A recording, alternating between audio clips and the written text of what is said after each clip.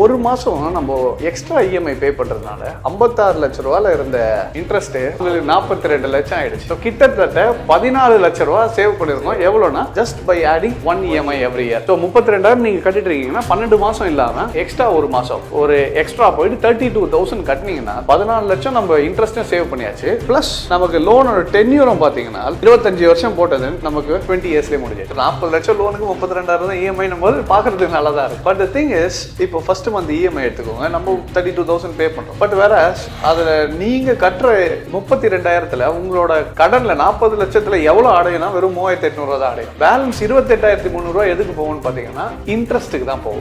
So நார்மலாவே banking சிஸ்டமே இருக்கட்டும், எந்த லோனா இருக்கட்டும், எடுக்கும்போது என்ன பண்ணுவோம், ஃபர்ஸ்ட் வட்டியை தான் அதிகமா எடுப்பாங்க. வட்டி முடிச்சிட்ட பிறகு தான் உங்களுக்கு அசலுக்கே வந்து இருக்கும். ஸோ அப்போ என்ன ஆகுதுன்னா 32,000 நீங்க கட்டிக்கிட்டே வரீங்கன்னா இப்போ இந்த 40 லட்சம் லோனு ஜஸ்ட் ஒரு 30 lakhs ஆகிறதுக்கு, ஒரு 10 லட்சம் கம்மி ஆகிறதுக்கே பாத்தீங்கன்னா கிட்டத்தட்ட நம்ம 147 மாசம். So more then like 12 years, கிட்டத்தட்ட ஒரு 12-12.5 வருஷம் வந்து ஒரு 10 லட்சம் கம்மி ஆகிறதுக்கே உங்களுக்கு 12.5 வருஷம் ஆயிடுச்சு. பட் இதே நீங்க இதுக்கு வட்டி மட்டும் எவ்வளவு கட்டி இருக்கீங்க இந்த 12.5 வருஷத்துக்குள்ள, ஸோ இந்த 12.5 வருஷத்துல 10 லட்சம் நீங்க கட்டி முடிக்கிறதுக்குள்ள வட்டி மட்டும் எவ்வளவு கட்டிருக்குன்னா 37,37,000 ரூபாய் கட்டிட்டோம். ஆல்மோஸ்ட் இப்ப நீங்க ஒரு 10 வருஷத்துல என்ன பண்ணிருக்கீங்கன்னா வட்டி மட்டும் தான் கட்டிருக்கீங்க. வட்டி மட்டும் 37 லட்சத்துக்கு கட்டிருக்கோம். இதுல என்னன்னா கிட்டத்தட்ட ஆல்மோஸ்ட் நீங்க 32,000 14 வருஷம் போட்டீங்கன்னா ஆல்மோஸ்ட் நீங்க 47 லட்சம் ரூபாய் கட்டிட்டீங்க 10 இயர்ஸ்ல 12 இயர்ஸ்ல.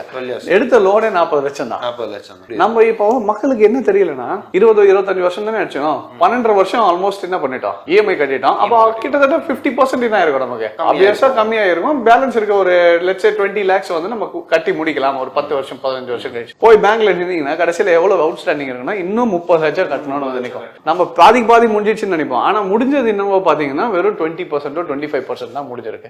ஸோ இந்த தெரியாததுனால தான் நிறைய பேர் இந்த சைக்கிள்ல மாட்டிக்கிறாங்க.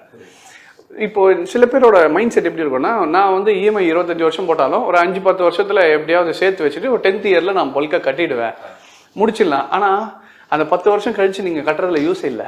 ஏன்னா ஆல்மோஸ்ட் 40 லட்சம் எதுக்கு போயிடுச்சு, உங்களுக்கு இன்ட்ரெஸ்ட்கே போயிடுச்சு. இதுக்கப்புறம் நீங்க கட்டினீங்கனாலும் அந்த வட்டி உங்களுக்கு திருப்பி வர போறது இல்லை.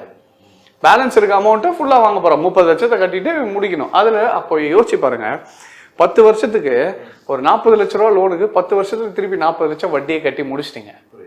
அப்போ யாராவது ஒருத்தர் ஒரு கிளியர் ஃபினான்ஷியல் பெர்ஸ்பெக்டிவ்ல வாங்கின காசை 10 வருஷத்துல டபுளா கொடுத்துட்டு திருப்பி இன்னொரு 30 லட்சம் கட்டினா யாரும் யோசிக்க மாட்டோம். ஆனா ஹவுசிங் லோன் இந்த மாதிரி லோன் வரும்போது அது நார்மல் ஆயிடுச்சு.